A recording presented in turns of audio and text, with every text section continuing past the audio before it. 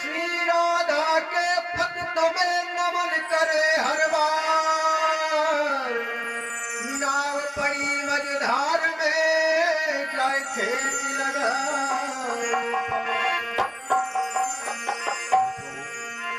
अरे लाज रखो बिपिन बिहारी, लाज रखो बिपिन बिहारी, प्यारी राधा के भरताल।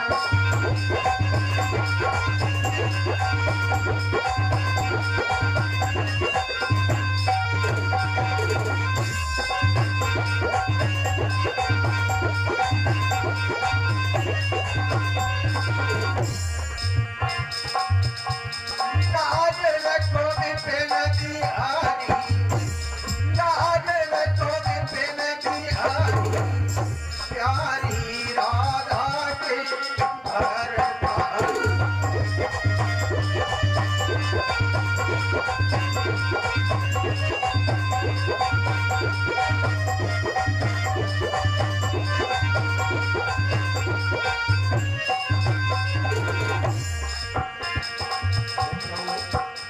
रखो हर भक्त भक्त को मान, रखो हर भक्त भक्त को मान। मारी गए अभिमानी न के मान, सदा दीन हितकारी, सदा दीन हितकारी, प्यारी राधा के भरताल।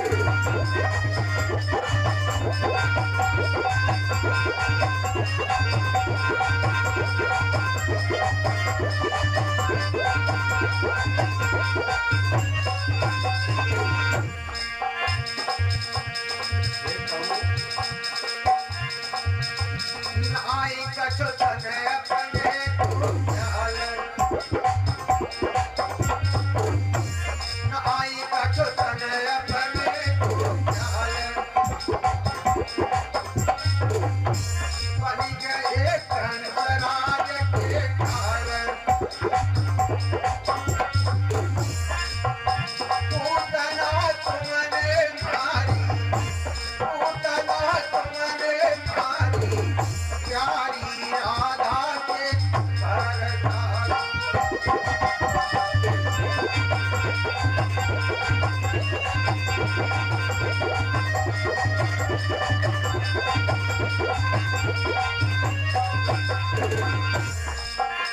लाज रखो बिपिन बिहारी, लाज रखो मदन मुरारी, प्यारी राधा के भरताल।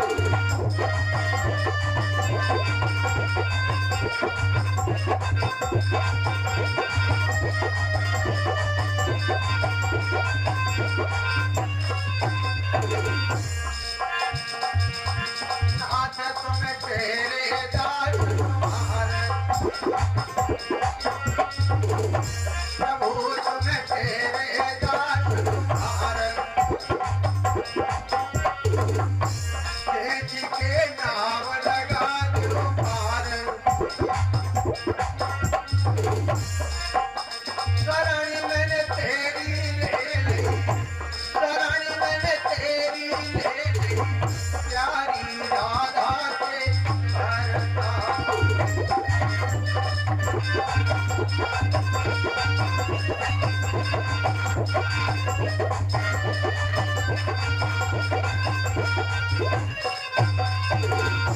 लाज रखो बिपिन बिहारी, लाज रखो बिपिन बिहारी, प्यारी राधा के भरताल।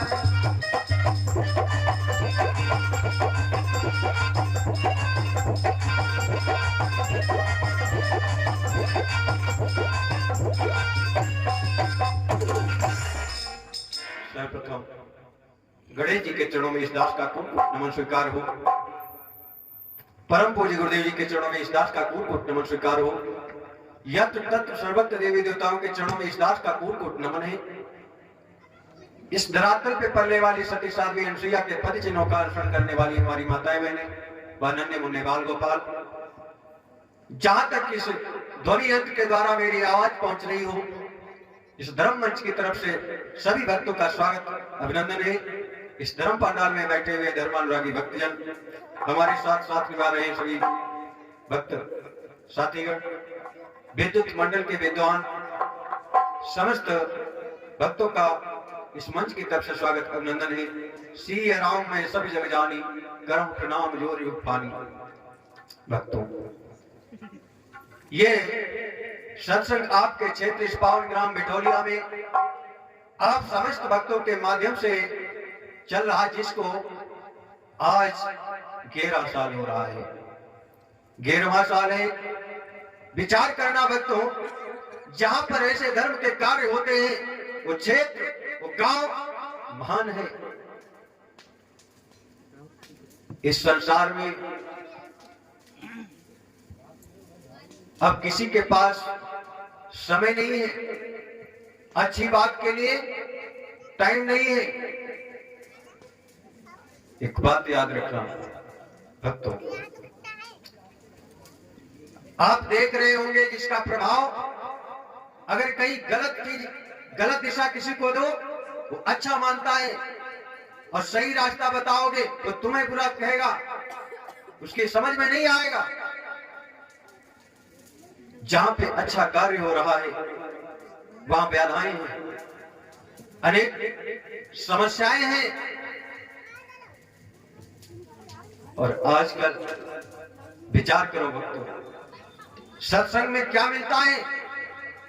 सत्संग में आनंद मिलता है, जिससे इस शरीर को सुख का अनुभव होता है। या नहीं, बताया गया है इस लोक में भी सुखी रहोगे, और जब ये जीव जाएगा, ये जीव तब भी सुखी रहेगा, क्योंकि सत्संग का प्रभाव होता है। जब इस पिंजरे को छोड़ के ये जीव जाएगा तो ये सत्संग वहां भी काम आएगा, और ये अच्छा है, इसलिए सभी के समझ में नहीं आएगा। अच्छा कार्य क्यों नहीं समझ में आता? विचार करो। प्रमाण है शराब और दूध। अच्छा कौन है? दूध। और दूध की स्थिति क्या है? समझ लो, बहुत अच्छा उदाहरण। शराब की स्थिति क्या है और दूध की परिस्थिति क्या है? शराब कहाँ मिलती है? एक जगह पे, जहां पे आपको सेवन करने वाले को स्वयं जाना पड़ेगा, स्वयं जाना पड़ेगा। है गलत, लेकिन कहां बिकती है? एक जगह, चल के नहीं जाएगी। और शर्त है, अगर 2 रुपए 5 रुपए कम है तो वस्तु मिलेगी नहीं मिलेगी। लेकिन उसके लिए जो सेवन कर रहे हैं व्यवस्था करेंगे, उधार नहीं करेंगे। किसी से खुशामद करना पड़ेगा, घर में चोरी करनी पड़े, हर चीज संभव है, लेकिन शराब लेनी है। विचार करना भक्तों, निश्चित जगह पे मिलेगी, उधार मिल नहीं सकती। और दूध, दूध जिसके घर में होता है, विचार करो, दूधिया गांव में आता है घर पे,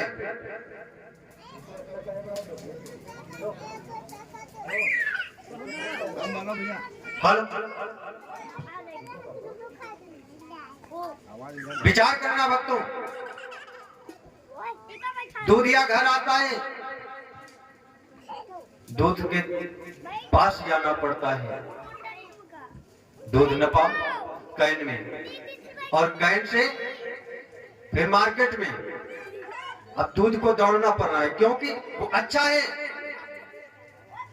दूधिया आया, दूध ले गया, फिर जाएगा कहां?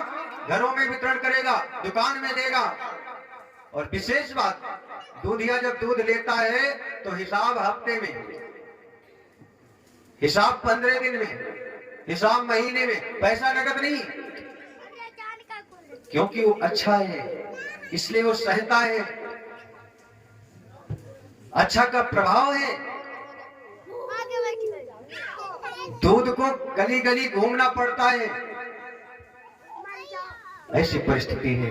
ये हम आपकी गलती नहीं है, ये कलयुग का प्रभाव है बंधु, कलयुग का प्रभाव है। जिस समय महाराज परीक्षित जी ने देखा एक काला कुरूप व्यक्ति लोहे का डंडा लिए हुए आ रहा है, उसके आगे एक गाय है, एक बैल है, जिसको प्रताड़ित करता है, दंड दे रहा है। महाराज परीक्षित जैसे ही गए, देखा मेरे राज्य में गाय और बैल को सताया जा रहा है। ये प्रभाव किसका है समझना। महाराज परीक्षित कहे, ऐ मूर्ख कौन है? गाय ने कहा, महाराज अच्छा हुआ आप आ गए, मैं तो ये संसार छोड़ के जा रही हूं। क्यों? क्योंकि यहाँ पे मेरा रहना ठीक नहीं, क्योंकि इतना अत्याचार, इतना प्रभाव मैं नहीं सह पाऊंगी। बैल से पूछा, महाराज आपको क्या दिक्कत है? कहने लगा, महाराज मैं भी ये संसार छोड़ के जा रहा हूं। समझना भक्तों, द्वापर युग से जब कलयुग लगा तो प्रथम राजा परीक्षित है जो युग को पार किया, कलयुग में प्रवेश किया। और जैसे ही कलयुग प्रवेश किया, ये दृश्य दिखाई दिया। महाराज परीक्षित कहने लगे, आप हो कौन जो मेरी राज्य में रहते थे और मेरी राज्य को छोड़ के जा रहे हो? मैं समझ नहीं पाया। गाय कहने लगी, महाराज मैं पृथ्वी हूं, मैं पृथ्वी हूं। पृथ्वी आप क्यों जा रही हो?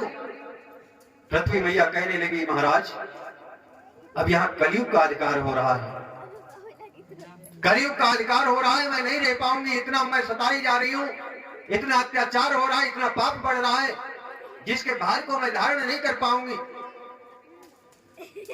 बैल से पूछा, महाराज आप कौन हैं?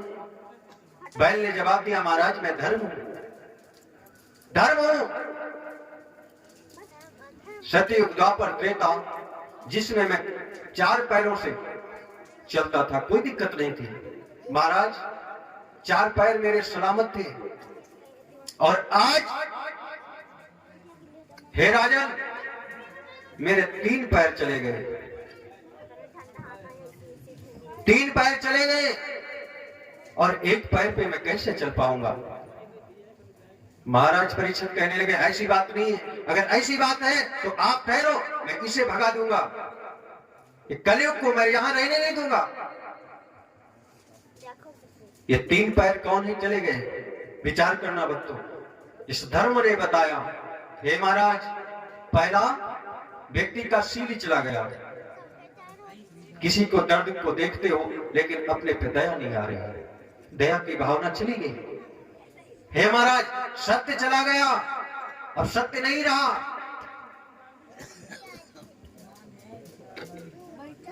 अब मैं कैसे चल पाऊंगा?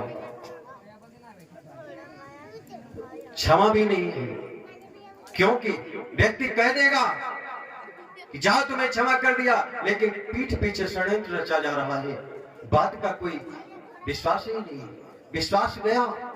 हे राजन इस कलिकाल में जब दया नहीं है, विश्वास नहीं है, तो मैं कैसे रह पाऊंगा? महाराज परीक्षित कहने लगे, अभी मैं कलयुग को नष्ट कर दूंगा। जैसे ही तलवार निकाली भक्तों, कलयुग ने चतुराई की। विशेष बात ध्यान रखना, कलयुग ने चतुराई की, राजा के शरण में आ गया। हे महाराज मैं आपके शरण में हूं, जो चाहो करो। आज यही प्रभाव है, जब कोई व्यक्ति जीत रहा हो तो सीना उठा के चलेगा। विचार करना भक्तों, बहुत मतलब की बात। जब कोई व्यक्ति जीत रहा हो तो सीना उठा के चलेगा, और जब हार रहा हो तो तुरंत पलटवार। अरे मैं तो आपके पास हूं, आपके साथ हूं, मेरी मजाल क्या है मैं आपका हित कर सकूं? बताओ है या नहीं? कलयुग ने आज चाल चल दी, हे महाराज मैं आपकी शरण में हूं, जो चाहो करो। परीक्षित महाराज की दिमाग में बात उठी, जो शरण में आता है उसे मारना नहीं चाहिए।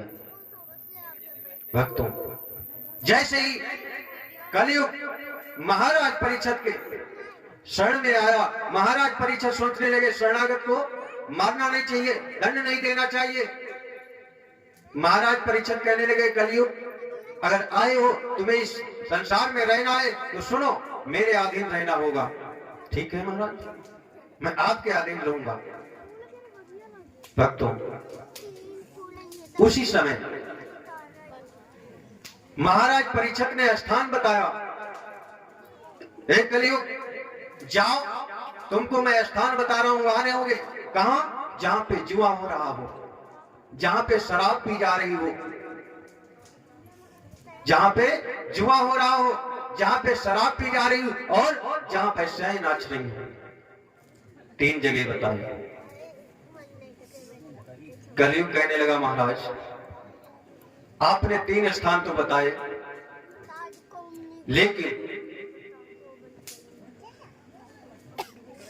बताओ इतना बड़ा परिवार है मेरा, एक फ्लैट में 3 कमरे आप दे दिए और 3 कमरों में मैं कैसे गुजारा करूंगा? बहुत मतलब की बात बताई कलयुग ने। हे महाराज 3 कमरों में मैं कैसे जीवन यापन करूंगा? मेरा परिवार बहुत बड़ा है। समझने की बात है, कलयुग का परिवार कौन है?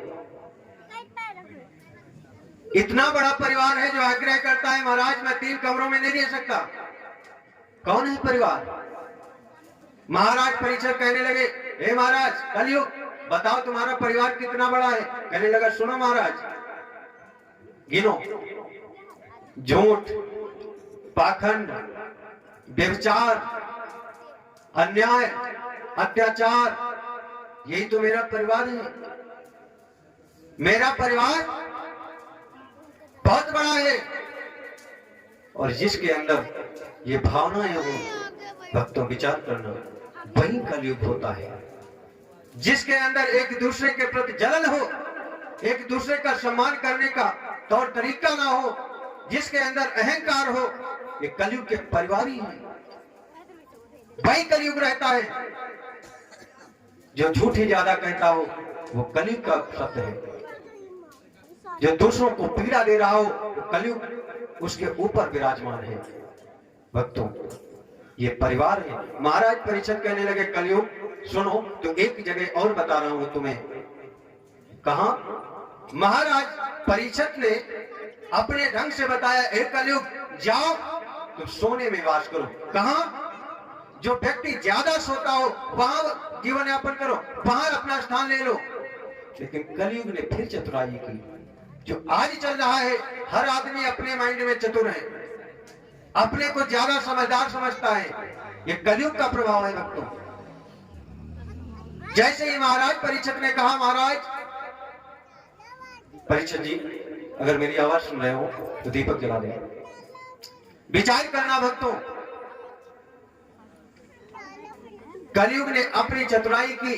महाराज परीक्षित के सर पे मुकुट लगा था, जैसे ही कहा कि सोने में वास करो, कलयुग दौड़ के तत्काल सोने में आ गया, मुकुट पे आ गया। अब मुकुट तो सर पे रखा है, बुद्धि चकरा गई। श्री व्यास नंदन सुखदेव जी बोले, हे राजा परीक्षित आपको घमंड हुआ कि मेरी राज्य में जो मैं चाहूंगा वो करोगे, लेकिन कलयुग की चतुराई, जो कलयुग ने चाहा आपने वो किया। जाकर के आगे तुम्हारी बुद्धि भ्रष्ट हुई, एक मरा हुआ सर्प एक ऋषि के गले में डाल दिया। ये कलयुग का प्रभाव है। हे राजन, अगर परमात्मा में ध्यान नहीं लगाओगे तो ये जीवन व्यर्थ हो जाएगा, आप कुछ कर ही नहीं सकते हो। इसलिए परमात्मा जो चाहेगा वो तुमसे करवा लेगा, तब कलयुग का प्रभाव कम हो जाएगा। इसलिए परमात्मा के चरणों में ध्यान करो। आइए सभी लोग तालियों के साथ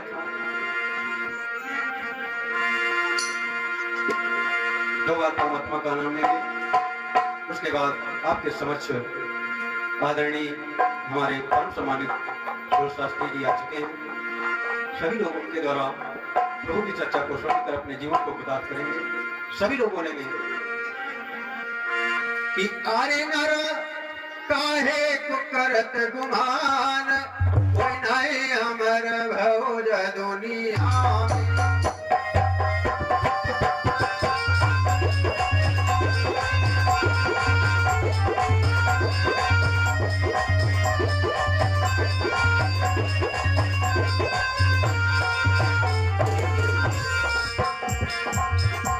अरे अमर भौज दुनिया में, कोई नहीं अमर भौज दुनिया में।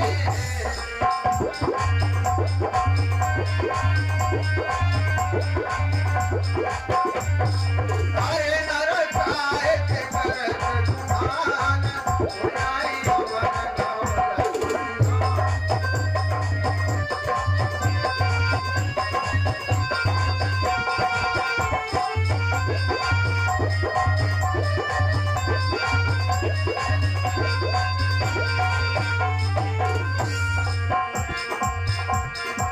प्राणी भय अर्जुन बाणाधारी, जग रसुहा के बनवारी।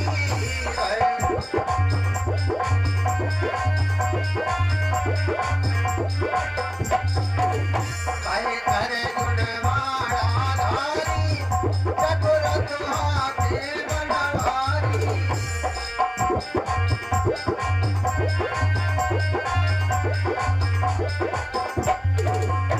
अर्जुन जैसे महारथी जिनके साथ में स्वयं कन्हैया रहे, संसार का मालिक सारथी बन के रथ हाँक रहा है। अरे तिनके खाली न गए थे निशान, क्यों नहीं अमर भौज दुनिया में।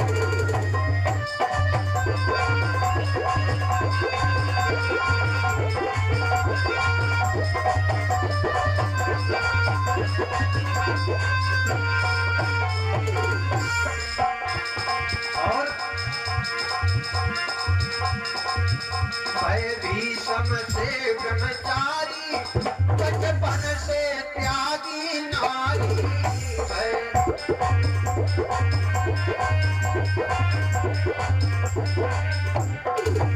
भय भीषम से ब्रह्मचारी, बचपन से त्यागी नारी।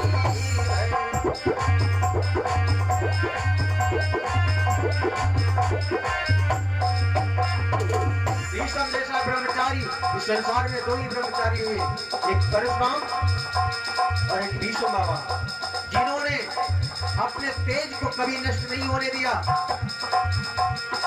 ऐसा प्रमाण मिलता है दो ही ब्रह्मचारी हुए। अरे मारे साथ साथ ते बाण, क्यों नहीं अमर भौज दुनिया में।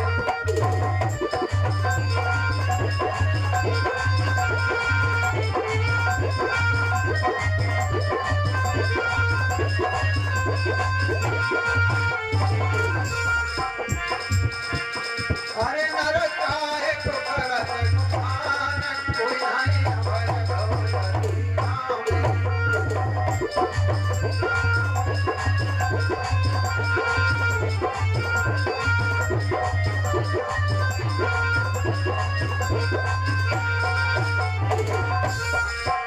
और रावण सो बलवंता, जग सब सोने की।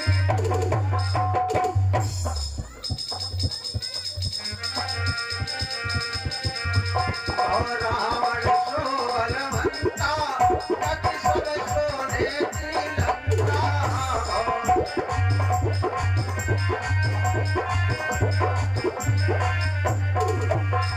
रावण जैसे महाबली हुए, जिसने काल को पाटी में बांध रखा। ऐसा ही नहीं, अरे करी दो देवन तेरो अपमान, क्यों नहीं अमर भौज दुनिया में।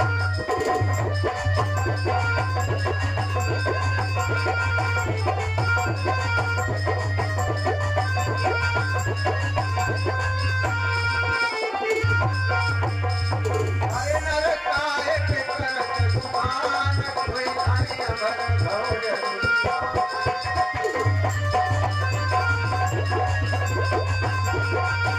में।